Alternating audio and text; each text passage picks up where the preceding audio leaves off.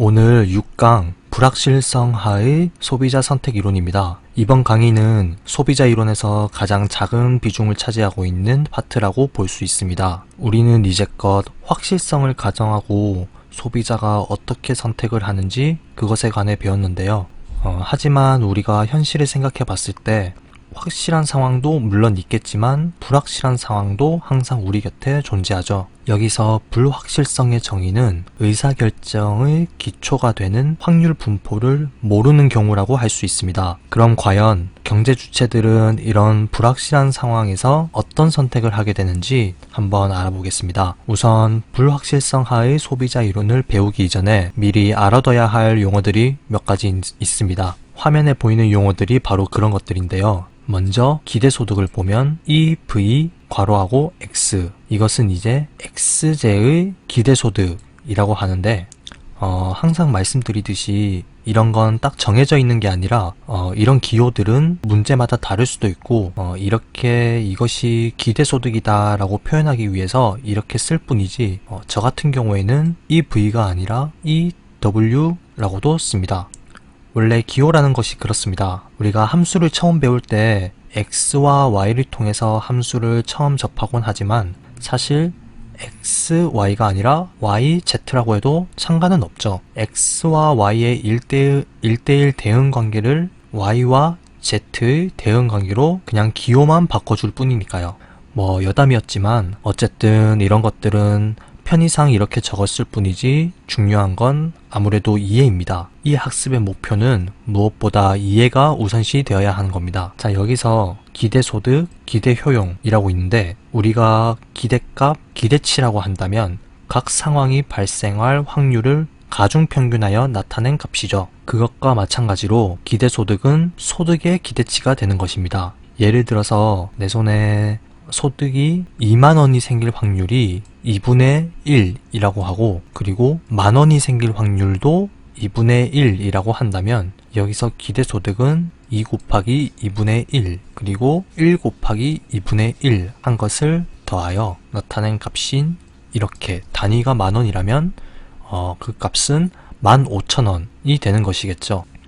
기대효용도 마찬가지로 나의 효용이 만약 100이 될 확률이 똑같이 2분의 1이라고 하고 그리고 20이 될 확률도 2분의 1이라고 한다면 이 기대효용 값은 바로 60이 되는 것입니다. 하지만 확률이 꼭 이렇게 2분의 1 그리고 각 상황이 2분의 1이라는 보장은 당연히 없습니다. 값이 발생할 확률로 가중평균하여서 계산함으로써 기대소득과 그리고 기대효용을 손쉽게 구할 수 있는 겁니다. 하지만 기대소득과 기대효용이 이렇게 쉽게 이해할 수 있는데 기대소득의 효용은 과연 무엇일까요?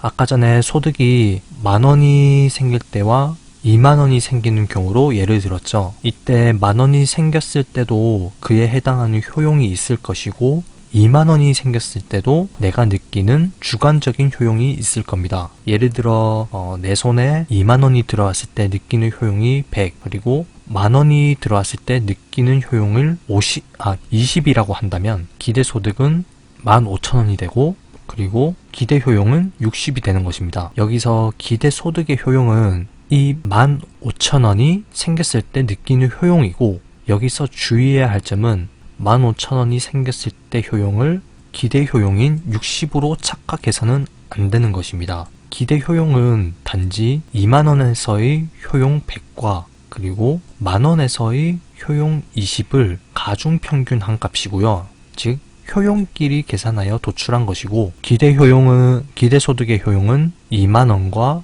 만원의 기대값인 15,000원에서의 효용을 구한 것입니다. 즉 기대소득의 효용은 효용값들을 평균한 것이 아닙니다. 물론 기대효용값과 같은 경우도 있을 수 있지만 기대효용보다 기대소득의 효용이 클 수도 있고 작을 수도 있습니다. 이 부분에 대해서는 나중 페이지에서 자세히 알아보기로 하고요. 사실 불확실성 하의 소비자 이론에서는 이 기대효용이 참 중요합니다. 그래서 기대효용 이론이라고도 되어 있죠. 이것이 이 파트의 핵심이라고 볼 수 있습니다. 불확실한 상황 하에 있는 합리적인 경제 주체는 기대소득을 극대화하는 것이 아니라 바로 이 기대 효용을 극대화시키는 선택을 하게 되는 것입니다. 기대 효용이 의사결정을 할 때 핵심적인 역할을 하게 되는 것입니다. 그리고 공정성은 이제 어떤 내기를 하거나 아니면 보험에 가입을 하더라도 기대소득이 일정한 경우를 의미합니다. 즉 기대소득에 변함이 없는 것이죠. 또 위험 프리미엄과 확실성 등가 혹은 확실성 대등액이라고도 하는데, 이 용어는 말로만 들으면 이해하기가 어려우니 그래프를 통해서 그려가면서 배워보도록 하고요. 이 용어들은 이번 강의를 통해서 반드시 알아둬야 할 사항들이니 숙지해 주시기 바랍니다. 우리는 내기를 하든 보험에 가입을 하든 경제주체의 성향을 먼저 알아야 합니다. 왜냐하면 해당 경제주체가 위험에 대해 기피적인지 선호적인지 혹은 중립적인지에 따라 불확실성 하의 기대 효용이 달라지고 선택 또한 달라질 수가 있거든요. 그렇기 때문에 문제를 풀기 전에 해당 경제주체가 위험에 대해 어떤 성향을 가지고 있는지 먼저 파악을 해야 하는 것입니다. 여기 그래프를 그려볼 3개의 그림이 있습니다. 수평축은 소득을 나타내고요. 수직축은 효용을 나타냅니다. 그리고 3개는 각각 왼쪽부터 위험 기피자, 위험 중립자, 그리고 위험 선호자로 구분하겠습니다. 먼저 위험 기피자의 효용 곡선은 이렇게 한계 효용이 점점 체감하면서 증가하는 형태로 나타납니다. 예를 들어 보겠습니다. 원래 이 경제 주체가 가지고 있던 돈을 10,000원이라고 하고요. 1이라고 적었지만 단위를 10,000원으로 하겠습니다. 그리고 내기에 이기게 되면 돈은 11,000원이 되고 지게 되면 0.9라고 하겠습니다. 단위가 10,000원이기 때문에 0.9라고 한다면 당연히 9,000원이 되겠죠. 여기서 기대소득 또한 만약 각 상황이 나타날 확률이 2분의 1이라고 한다면 기대소득도 원래 가지고 있던 돈과 금액과 동일하게 10,000원이 되겠죠. 이런 경우에서 돈을 잃는 경우의 효용점을 여기라고 하고, 돈을 얻는 경우의 효용을 이렇게 나타내면 여기가 되겠죠. 그리고 기대소득인 10,000원의 효용은 이쯤이 될 것입니다. 하지만 보시면 기대소득의 효용은 여기 이 점인데, 이겨서 돈을 얻었을 때 얻는 효용의 증가분보다 돈을 잃었을 때 줄어드는 효용의 감소분이 더 크게 나타납니다. 이것은 위험 기피자가 불확실한 상황을 싫어하는 성향을 나타낸다고 할 수 있습니다. 즉 다시 보시면 위험 기피자는 당연히 위험을 싫어하는 사람이잖아요. 그렇다면 아무래도 불확실한 소득보다는 확실한 소득을 더욱 선호하겠죠. 이것은 상식적으로 생각해봐도 당연한 결과입니다. 이제 이 경제 주체는 확실한 소득 하에서는 이만큼의 효용을 얻게 되는데, 확률이 개입된 불확실한 상황에서는 기대 효용이 대략 이 정도가 되겠죠. 얻었을 때의 효용과 잃었을 때의 효용의 절반. 왜냐하면 각 상황이 나타날 확률이 2분의 1이라고 가정했기 때문에 대략 절반쯤을 이 정도라고 치고, 그리고 이때서의 효용이 확실한 상황보다 불확실한 상황에서의 효용이 더 낮게 나타납니다. 그래서 불확실한 상황에서의 효용이 더 낮기 때문에 위험 기피자의 효용 곡선은 이렇게 위로 볼록한 우상향으로 나타날 수 있습니다. 하지만 위험 중립자인 경우에는 돈을 얻는 경우와 잃는 경우 효용의 변화폭이 동일하기 때문에 이렇게 직선으로 우상향하는 형태를 띠게 됩니다.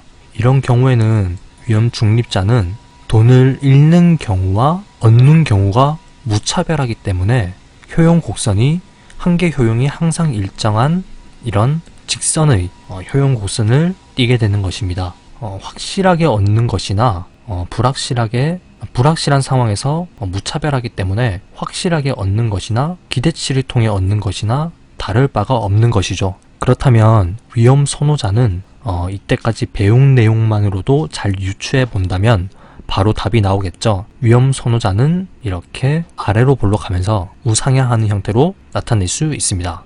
자, 그렇다면 조금만 더 세부적으로 학습하기 위해 위험 기피자의 도박 행위를 통해서, 사실 도박행위라고 하면 어감이 좀 이상하긴 한데 교재마다 도박이라고 하는 데도 있고 혹은 내기라고 표현하는 곳도 있습니다.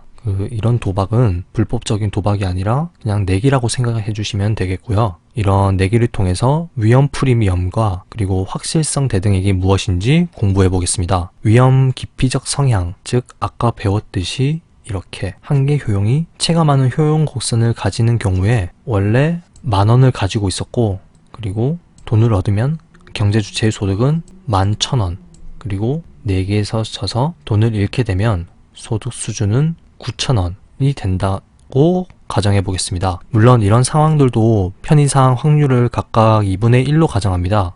그렇기 때문에 기대소득 또한 10,000원이 되겠죠. 각각의 효용을 본다면 이렇게 돈을 잃는 경우에는 효용점이 여기가 되겠고, 그리고 돈을 얻는 경우에는 효용점이 여기가 되겠습니다.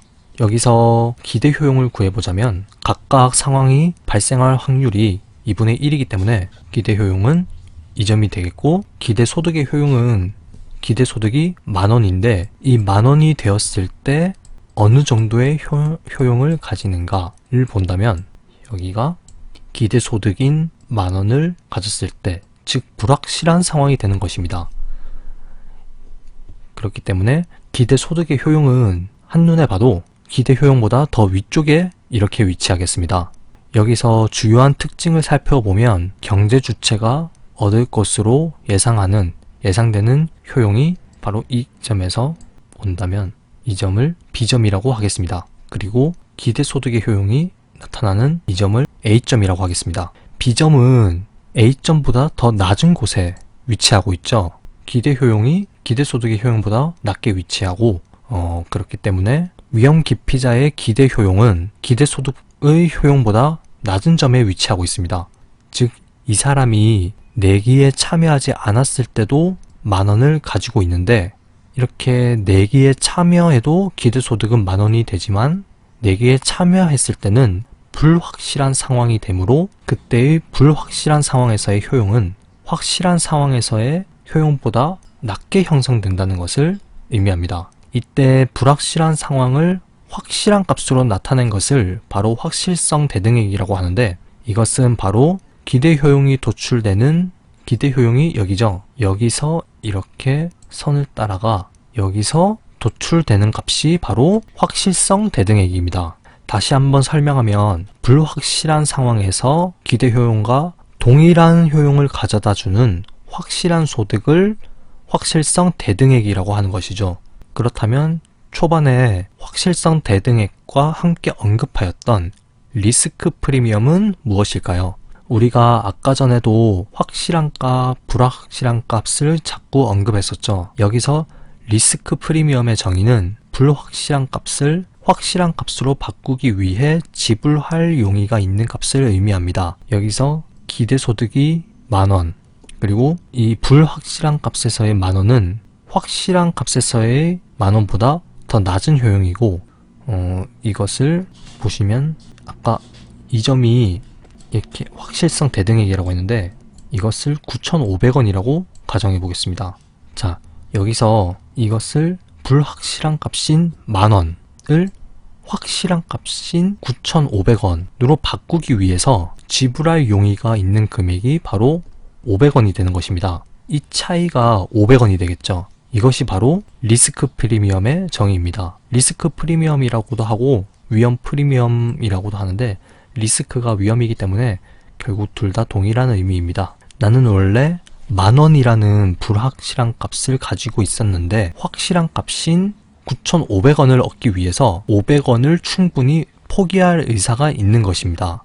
즉 리스크 프리미엄이 어떤 의미인지 정확히 정의가 헷갈리고 이해가 쉽지 않다면 그냥 이것을 기대소득에서 확실성 대등액을 제한 값을 리스크 프리미엄이라고 암기해 두셔도 좋습니다. 자, 이제 이건 별거 아닌데 이 표를 외우시면 각 사항들을 구분하는 데 도움이 될 거라고 생각합니다. 이것은 위험 기피자의 경우이고, 아까 그렸던 그래프와 비교를 해보면 기대소득의 효용이 기대효용보다 크다. 그래프를 보시면 기대소득의 효용이 기대효용보다 높은 값을 가지고 있죠. 여기 이 차이가 바로 그것입니다. 그리고 기대소득도 확실성 대등액보다 크다고 나옵니다. 보시면 구분이 잘 안 갈 수도 있는데 여기가 기대소득이고 여기가 확실성 대등액이죠. 기대소득은 10,000원이고 확실성 대등액은 9,500원이기 때문에 더 크다.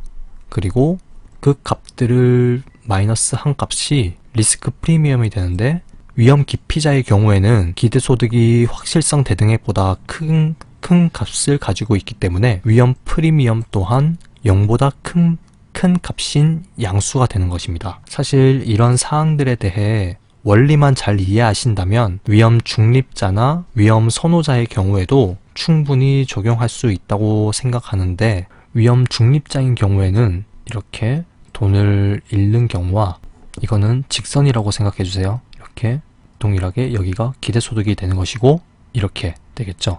그러면 돈을 얻는 경우와 잃는 경우의 변화폭이 동일하기 때문에 이렇게 간격이 똑같고 이러한 소비자는 위험에 신경을 쓰지 않는 경우로서 이런 식으로 효용 곡선을 대각선으로 일직선으로 표현할 수 있습니다. 즉 한계 효용이 일정한 경우를 의미하는 것입니다. 위험 선호자의 성향을 가진 경제 주체는 이렇게 다시 그려보자면 이렇게 한계 효용이 체증하는 효용 곡선을 가지게 되는데 위험 기피적인 경제 주체의 상황에서의 이해를 손쉽게 맞췄다면 이 부분은 그 반대로 생각하면 되기 때문에 별 어려움은 없을 거라 생각합니다. 기대소득의 효용을 보면 여기가 잃는 점이고 여기가 얻었을 때 그리고 이것을 평균 기대치 그러니까 기대소득의 효용은 이 점이 되겠죠.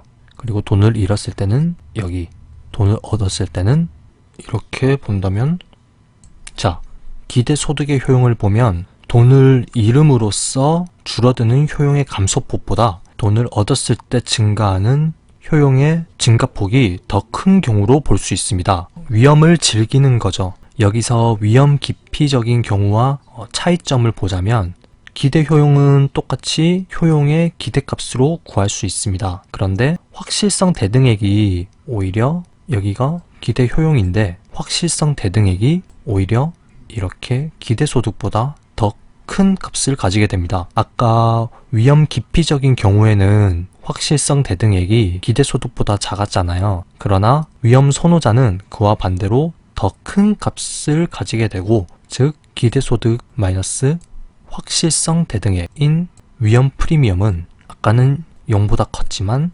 이번에는 0보다 작은 마이너스 값을 가지게 됩니다. 이런 경우도 아까와 마찬가지로 표를 통해서 한번 정리해 보자면 위험 중립자인 경우에는 이 값이 모두 같은 값이 되게 됩니다. 왜냐하면 그냥 얼핏 보기만 하더라도 기대소득의 효용은 이렇게 이 점이 되겠고 그리고 기대 효용 또한 각 상황이 똑같이 발생할 확률이 2분의 1이라고 한다면 이전과 마찬가지로 기대 효용도 기대소득 효용과 동일한 값을 가지게 되는 것이고요. 그리고 기대 효용과 기대소득의 효용이 똑같기 때문에 확실성 대등액도 기대소득과 동일한 값을 가지게 됩니다. 그리고 기대소득과 확실성 대등액이 동일한 값이기 때문에 위험 프리미엄은 당연히 0이 되는 것이고요. 근데 위험 선호자는 그래프를 보시면 이것이 지우고 기대소득의 효용이 기대소득이 어느 점이죠? 바로 이 점이 되겠죠.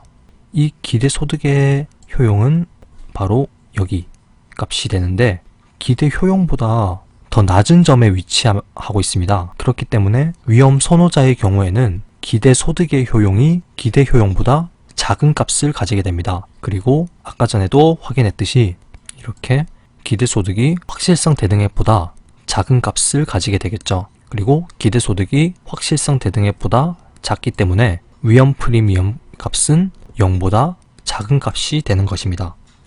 아까 전 위험 기피자의 경우에서는 전부 이 왼쪽 값이 더 큰 경우였잖아요. 하지만 위험 선호자인 경우에는 그 반대가 되는 것입니다. 그래프를 통해서도 확인할 수도 있고 이렇게 표를 통해서 암기해 두셔도 좋습니다. 위험 성향에 따라 효용 곡선이 어떤 형태로 나타나는지 잘 파악한다면 이런 문제들은 손쉽게 해결할 수 있습니다. 자, 이걸로 이번 강의는 비교적 빠른 시간에 마쳤는데 더 어려운 부분도 있지만 사실 원래 제가 이 강의 목차를 구상할 때 이건 기초 경제학이기 때문에 불확실성하의 소비자 이론은 사실 제외하려고 했어요. 태색 같은 시험에서도 이 부분을 다루는 경우는 거의 못 받기도 했고 비중도 작다고 생각해서 빼려고 했는데 그래도 여러분이 경제학에 욕심이 있으신 분들은 선택적으로나마 따로 더 학습해 보셨으면 좋겠다고 판단하여 이렇게 간단하게나마 강의로 구성해 봤습니다.